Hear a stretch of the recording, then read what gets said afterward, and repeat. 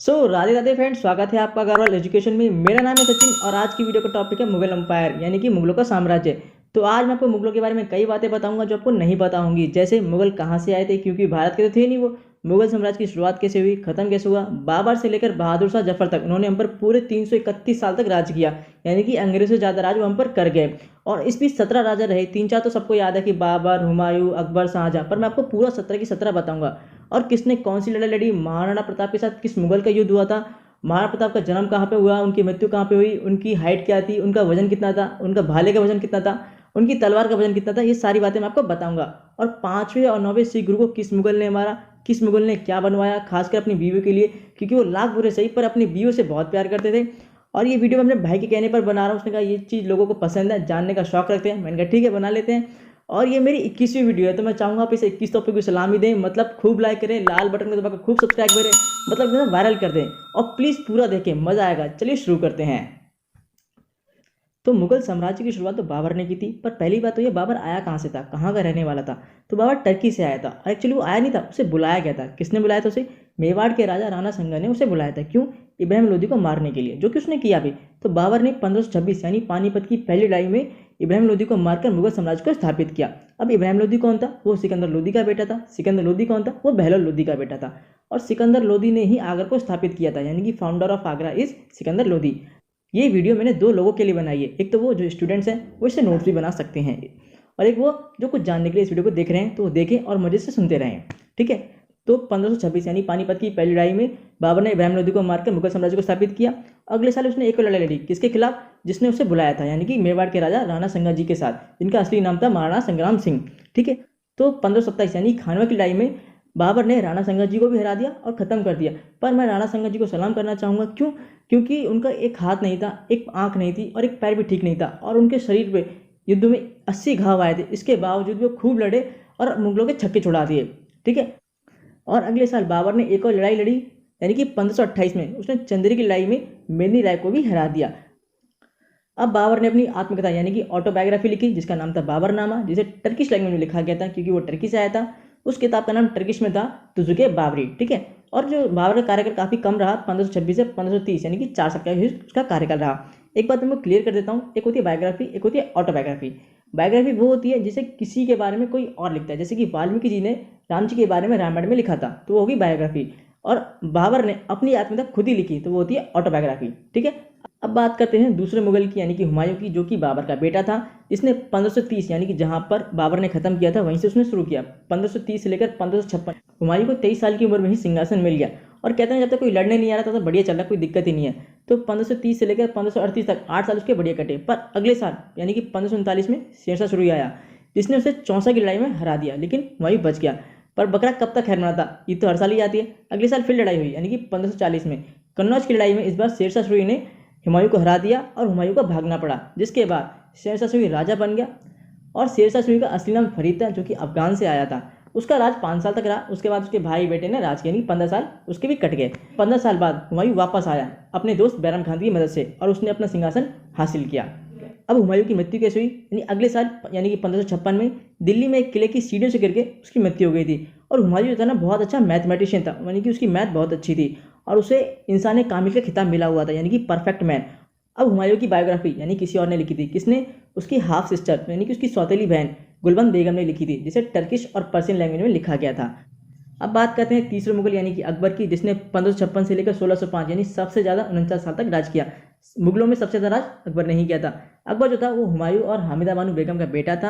अकबर का जन्म 1542 में उमरकोट में हुआ था, जो अब पाकिस्तान में आता है। सिर्फ 14 साल की उम्र में ही अकबर राजा बन गया, और उसकी देखरेख की हुमायूं के दोस्त बैरम खान ने। और बैरम खान ने ही उसे 1556 में यानी पानीपत की दूसरी लड़ाई में उतारा। किसके खिलाफ? हेमू विक्रमादित्य के खिलाफ, जिन्होंने 22 लड़ाइयाँ जीती थी। पर इस लड़ाई में जीत अकबर की हुई, यानी कि 1556 में उसने पानीपत की दूसरी लड़ाई जीती, और 1572 में उसने गुजरात जीता, जिस खुशी में उसने फतेहपुर सिकरी में बुलंद दरवाजा का निर्माण किया। ठीक है। अब बात करते हैं 1576 यानी कि हल्दी घाटी की लड़ाई के बारे में, जो कि अकबर और महाराणा प्रताप जी के बीच में हुई। तो मैं आपको पहले महाराणा प्रताप जी के बारे में कुछ बता देता हूँ। तो उनका जन्म 1540 में मेवाड़ राजस्थान में हुआ था। वो अकबर से 2 साल बड़े थे। ठीक है। और उनकी हाइट जो थी 7 फुट 5 इंच की हाइट थी, यानी कि खली से भी ज़्यादा। और उनका वजन 110 किलो का था। 80 किलो की तो उनका भाला ही था, 25 किलो की तलवार थी, और 72 किलो का था उनका जो कवच होता है, हार्मर था। अब वापस आते हैं हल्दीघाटी की लड़ाई में, जो कि अकबर और महाराणा प्रताप जी के बीच में हुई थी। और अकबर जिसकी घुड़सवार सेना 10,000 की थी और महाराणा प्रताप जिनकी घुड़सवार सेना सिर्फ 3,000 की थी, और जीत बीच में अकबर की हुई, पर अकबर की सेना महाराणा प्रताप जी को पकड़ नहीं पाई थी और उनकी जो मृत्यु हुई 19 जनवरी 1597 में किसी और युद्ध में लगे घाव के कारण हुई। जैसे कि आप देख पा रहे हैं, जैसे कि घोड़े की एक टांग ऊपर है, यानी कि इसका मतलब ये है कि जो योद्धा की मृत्यु हुई है वो युद्ध में लगे घाव के कारण हुई है, लेकिन युद्ध में नहीं हुई। अगर घोड़े की दोनों टांग ऊपर होती है तो इसका मतलब होता है कि योद्धा की मृत्यु युद्ध में हुई है। अगर घोड़े की एक टांग ऊपर होती है तो इसका मतलब होता है कि योद्धा की मृत्यु युद्ध में तो नहीं हुई, लेकिन उसका कारण युद्ध में लगे घाव ही होते हैं। अगर दोनों टांगे नीचे हों तो इसका मतलब होता है कि योद्धा की युद्ध से कोई लेना देना नहीं है। मेरे चैनल पर रहोगे कुछ ना कुछ जानकारी मिलती रहेगी, इसलिए बोलता हूँ मेरे चैनल सब्सक्राइब कर दो। पर आपको तो वही तेरी आँख खा के तो काजल ही देखना है, ठीक है। अब 1582 में अकबर ने एक धर्म निकाला जिसका नाम था दीन लाई। उसने क्या किया, उसने सभी धर्मों को मिला दिया, जैसे कि हिंदुज़म, जैनिज़्म, इस्लाम और भी मिला के, ताकि किसी के मन में कट्टर भावना ना पैदा हो, जो कि उस टाइम पर उसका एक अच्छा काम था। और उसने मंदिरों पर लगने वाला टैक्स भी हटा दिया था। यानी कि इसी अच्छे नेचर की वजह से अकबर को हमारे संविधान में जगह मिली, ठीक है। अब बात करते हैं कि अकबर ने क्या क्या बनवाया। तो उसने बनवाया था बुलंद दरवाजा, मैं आपको बता चुका हूँ। आगरा का किला बनवाया था, आगरा का रेड फोर्ट, और लाहौर फोर्ट बनवाया था, यानी कि लाहौर का किला, इलाहाबाद का किला, और पंचमहल और अकबर टॉम्ब, उसने सब चीज़ें बनवाई थी। और उसकी बायोग्राफी अकबरनामा किसने लिखी, अबू फजल ने लिखी, ठीक है। और अकबर का सलाहकार कौन था, बीरबल, जिसका नाम था महेश दास, ठीक है। अब बात करते हैं अकबर के 9 रत्नों के बारे में, जो कि थे बीरबल, तानसेन, अबू फजल, तोदरमल, फैजी और फ़कीर अज़ाउद्दीन, मौलाना दो प्याजा, मानसिंह और अब्दुल रहीम खान खाना। तो ये सब अकबर के 9 रत्न थे जो कि उसके दरबार में बैठते थे, ठीक है। अब बात करते हैं चौथे मुगल यानी कि जहांगीर की, जिसे सलीम के नाम से जाना जाता है। उसने 1605 यानी जहाँ पर अकबर ने खत्म किया था, 1605 से लेकर 1627 यानी कि 22 साल तक राज किया। जहांगीर को ये सिंहासन 1605 में मिल गया और उसने 1611 में अफगान की एक विधवा मेहरुन्निसा से शादी की, जिसका नाम उसने बदलकर बाद में मेहरुन्निसा से नूरजहां रख दिया। और captain Hawkins sir Thomas raw उसके दरबार में आए थे और उसने 1606 यानी 1606 में 5वें सिख गुरु अर्जन देव जी को फांसी दे दी थी। और जहांगीर का जो पीरियड था यानी 1605 से लेकर 1627 तक, उसे golden age of Mughal painting भी कहा जाता है, क्योंकि जहांगीर जो था वो एक बहुत अच्छा पेंटर था। और अनारकली क्या थी, उसकी प्रेमिका थी। जहांगीर ने अपनी ऑटोबायोग्राफी यानी खुद लिखी उसने, तुजुके जहांगीर, जिसे पर्शियन लैंग्वेज में उसने लिखा था, ठीक है। तो अब बात करते हैं 5वें मुगल जो कि शाहजहाँ था, ठीक है। उसने 1627 में हुमायूं ने खत्म किया। उससे अगले साल 1628 से लेकर 1658 यानी 30 साल तक शाहजहाँ ने राज किया, ठीक है। शाहजहाँ का जन्म 5 जनवरी, जिस दिन मैं पैदा हुआ था, ठीक उसी दिन हुआ था, पर मेरे कर्म उसके जैसे बिल्कुल भी नहीं है, मेरे कर्म बहुत अच्छे हैं। तो शाहजहाँ का जन्म 5 जनवरी 1552 को हुआ था, 1592 लाहौर में हुआ था, जो कि पाकिस्तान में है। उसका बचपन का नाम खुर्रम था, ठीक है। उसने अपनी माँ नूरजहाँ के भाई आसफ खान की बेटी से शादी की, यानी कि एक तरह से कहूँ अपने मामा की बेटी से ही उसने शादी कर ली, ठीक है। अब बात करते हैं कि शाहजहाँ ने क्या क्या बनवाया था। तो शाहजहाँ ने बनवाया था ताजमहल, जिसे बाहर से लोग देखने के लिए भी आते हैं। अमेरिका के प्रेसिडेंट ओबामा जी भी इसे देख चुके हैं और ट्रंप भी अपनी बेटी के साथ इसे देखने के लिए आए थे। और ट्रंप की बेटी पे हमारे देश के लोगों ने काफ़ी सारे मीम्स बनाए थे, यानी कि उनकी बेटी को साइकिल पर बिठा के घुमा रहे थे। उन्हें देखो देश की क्रिएटिविटी देखो, मतलब इनका बस चले तो ट्रंप की बेटी को छोड़ो, ट्रंप को साइकिल पर बिठाते हैं, ठीक है। और क्या क्या बनवाया था, और बनवाया था जामा मस्जिद बनवाई थी, और दिल्ली का लाल किला बनवाया था, और मोती मस्जिद बनवाई थी, और क्या बनवाया था, और आगरा के किला जो कि अकबर ने शुरू किया था उसे भी कंप्लीट शाहजहाँ ने ही करवाया था, ठीक है। तो शाहजहाँ ने काफ़ी सारी खूबसूरत चीज़ें बनवाई, जैसे कि ताजमहल, जिसका 7 अजूबों में नाम भी आता है। और इसी वजह से जो शाहजहाँ का पीरियड था उसे golden age of Mughal empire भी कहा जाता है। 1658 में शाहजहाँ के बेटे औरंगजेब ने क्या किया, औरंगजेब ने अपने पिता शाहजहाँ को ही जेल में डाल दिया और 8 साल जेल में पड़े रहने के बाद 1606 में शाहजहाँ की मृत्यु हो गई। औरंगजेब ने अपनी बहन जहानारा को भी शाहजहाँ के साथ ही जेल में डाल दिया था। अब बात करते हैं छठे मुगल औरंगजेब की, जो कि सबसे ज़्यादा बुरा था। वो 1658 से लेकर 1707 तक यानी कि अपने परदादा की तरह 49 साल तक राज किया। तो औरंगजेब ने क्या किया, अपने पिता को ही जेल में डाल दिया और पेटशाह यानी कि बादशाह बन गया 1658 में।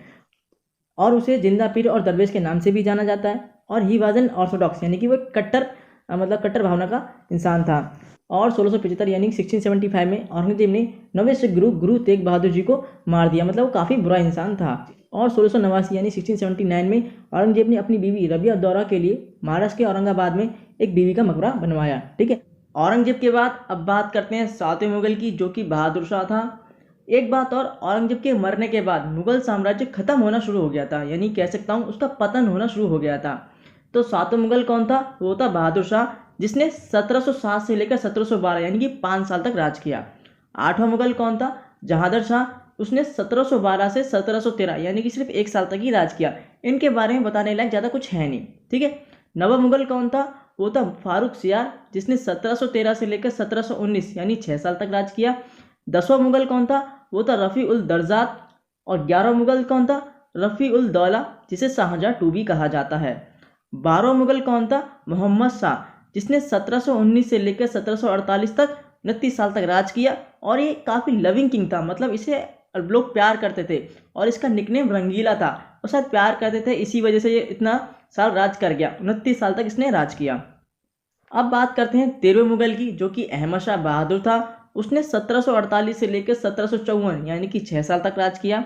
अब बात करते हैं 14वें मुगल की, जो कि कौन था? वो था आलमगीर टू, जिसने 1754 से लेकर 1759 5 साल तक राज किया। आलमगीर वन कौन था? औरंगजेब आलमगीर ही वन था। अब बात करते हैं 15वें मुगल की, जो कि शाह आलम टू या फिर उसे अली गौहर भी कहा जाता था। उसने 1760 से लेकर 1806 46 साल तक राज किया। इसने कुछ ज़्यादा ही राज कर लिया। अब बात करते हैं 16वें मुगल की, वो कौन था? अकबर शाह टू, जिसे मिर्ज़ा अख्तर भी कहा जाता था। उसने 1806 से लेकर 1837 31 साल तक राज किया। अब बात करते हैं 17वें मुगल की, जो कि आखिरी मुगल था, लास्ट मुगल। वो कौन था? वो था बहादुर शाह जफर। उसने 1837 से लेकर 1857 यानी कि 20 साल तक राज किया। और इस बहादुर शाह जफर का असली नाम क्या था, यानी कि पूरा नाम क्या था? वो था अबू जफर सिराजुद्दीन मोहम्मद बहादुर शाह जफर, इसका पूरा नाम था। तो मैंने आपको मुगल साम्राज्य पूरा समझा दिया है। एक आखिरी बार मैं आपको बाबर से लेकर बहादुर शाह जफर तक रिवाइज करा देता हूँ फटाफट, ठीक है। तो पहला था बाबर, दूसरा था हुमायूं, तीसरा था अकबर, चौथा जहांगीर, पांचवा शाहजहां, छठा औरंगजेब, सातवां बहादुर शाह, आठवां जहांदर शाह, नौवां फारूक सियार, 10वां रफ़ी उल दर्जात, 11वां रफ़ी उल दौला या फिर शाहजहां टू, 12वां मोहम्मद शाह, 13वां अहमद शाह बहादुर, 14वां आलमगीर टू, 15वां शाह आलम टू या फिर अली गौहर, 16वां था अकबर शाह टू या फिर मिर्ज़ा अख्तर, और 17वां आखिरी बहादुर शाह जफर, ठीक है। मुझे उम्मीद है आपको सब कुछ समझ में आ गया होगा। और ऐसी नॉलेज पाने के लिए प्लीज़ सब्सक्राइब द चैनल, यानी कि लाल बटन को दबाकर सब्सक्राइब करें।